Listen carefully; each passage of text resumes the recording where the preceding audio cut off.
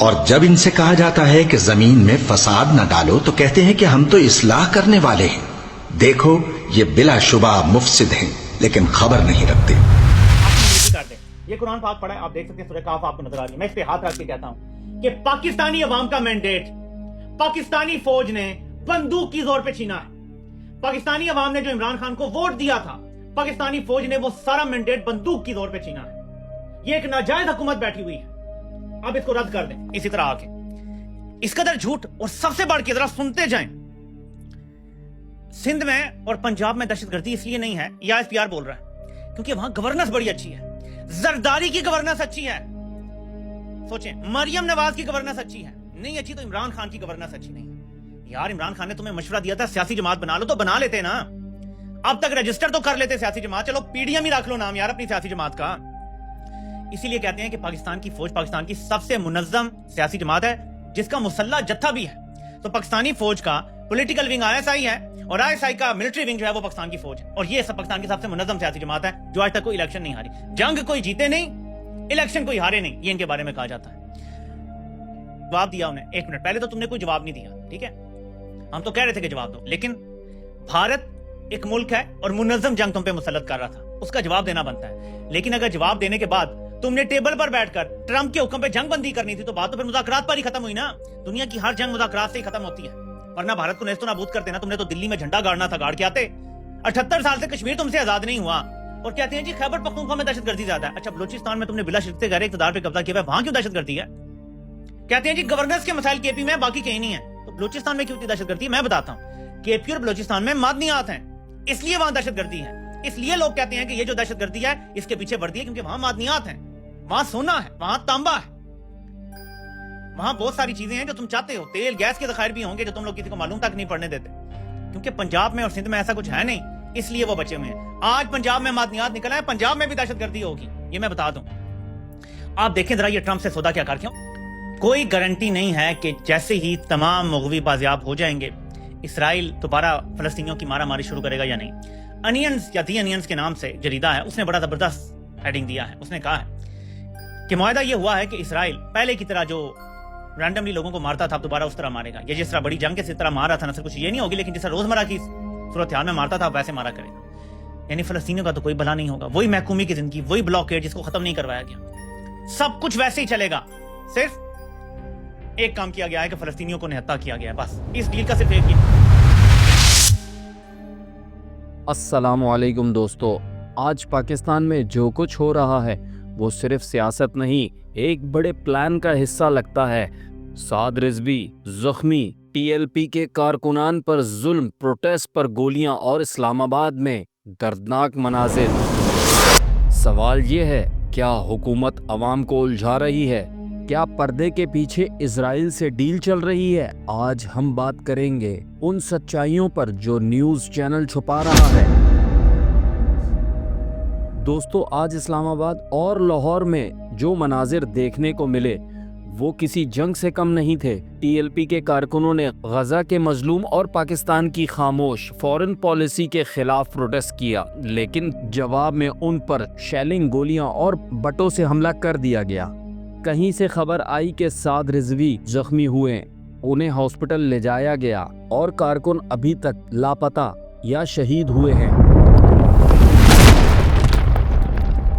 اسلام آباد کے ڈی چوک سے لے کر لاہور کے داتا دربار تک ہر جگہ صرف آنسو گیس اور ظلم کا منظر تھا. لیکن سرکاری ٹی وی چینلز کیا یہ کہہ رہے ہیں پروٹیسٹ نے پہلا حملہ کیا، لا اینڈ آرڈرز ایشو؟ لیکن اصل میں عوام اپنا ایمان اور غیرت بچانے کے لیے نکل رہی تھی.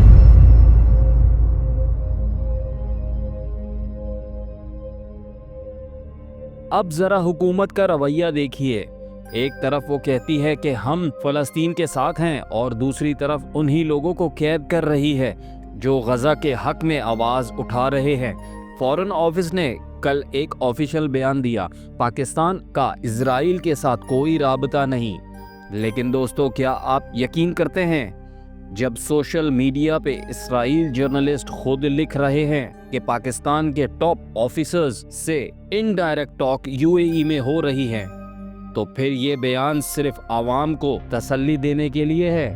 عوام کا خون بہا کر ظلم کر کے اگر کہیں ہم نیوٹرل ہے تو یہ نیوٹرلٹی نہیں، نفاق ہے۔ آج کا سسٹم ایسے چل رہا ہے کہ جیسے کوئی انویزیبل اسکرپٹ لکھی جا رہی ہو۔ ایک طرف عوام پروٹیسٹ میں بزی ہے، دوسری طرف حکومت فورن ڈیلز فائنلائز کر رہی ہے۔ یہی تو پلان لگتا ہے دوستو، عوام کو سڑکوں پر الجھاؤ، ٹی ایل پی اور پولیس کو آپس میں لڑاؤ تاکہ اصلی کام اسرائیل کو تسلیم کرنا چپکے سے ہو جائے۔ رینجرز اور پولیس فائرنگ کر رہی ہے، عوام کو لا اینڈ آرڈرز ایشو کا لیبل دیا جا رہا ہے، اور دوسری طرف ہائی لیول ڈپلومیٹک میٹنگ ہو رہی ہیں جنہیں میڈیا کور نہیں کرتا۔ یہ کھیل پرانا ہے، جب بھی حکومت کوئی بڑا انٹرنیشنل فیصلہ کرتی ہے عوام کو گھر کے اندر جنگ میں الجھا دیا جاتا ہے۔ قرآن پاک نے اللہ تعالیٰ فرماتا ہے، اور جب ان سے کہا جاتا ہے کہ زمین میں فساد نہ کرو تو کہتے ہیں ہم تو اصلاح کر رہے ہیں۔ ہاں، اصل میں وہی لوگ مفسد ہیں مگر سمجھتے نہیں۔ سورہ بقرہ۔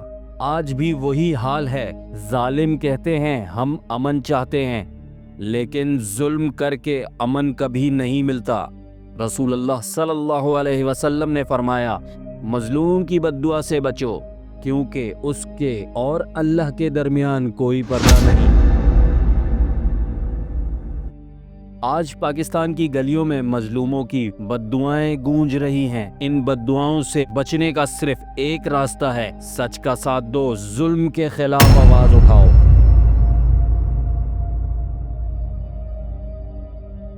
چلیں دیکھتے ہیں دوسری طرف کہ ہمارے ملک کا آرمی چیف کون لگاتا ہے۔ حمید گل کی زبان۔ آرمی چیف نہیں بنتا، اگر آپ سمجھتے ہیں کہ ویسے ہی ہم بنا سکتے ہیں، یہ ہمارا اندرونی معاملہ ہے، ایسا نہیں ہوتا۔ میرا نمبر 1 کے اوپر نام GHQ سے گیا تھا، جنرل بیگ سے پوچھ لیجئے، 6 آدمیوں کی لسٹ گئی تھی، میرا نمبر 1 تھا، آصف نواز کا نمبر 6 تھا، لیکن 6 والے کو بنا دیا گیا اور نمبر 1 کو چھوڑ دیا گیا۔ 6 والے کی منظوری امریکہ سے آئی تھی؟ میں نہیں جانتا، لیکن یہ ایک بات طے ہے کہ امریکہ کی منظوری کے بغیر یہاں آرمی چیف نہیں بنا کرتے۔ یعنی ہماری آزادی جو ہے وہ بالکل برائے نام ہے، ہمیں ملک دیا گیا لیکن ہمیں آزادی تو نہیں دی گئی۔ دوستو یہ ویڈیو شیئر کرو تاکہ ہر پاکستانی کو سچ پتہ چل سکے۔ کمنٹ میں لکھو میں ظلم کے خلاف ہوں، اور ان سب مظلوموں کے لیے دعا کرو جو صرف اللہ کے نام لے کر سڑکوں پر نکلے اور ظلم کا نشانہ بنے۔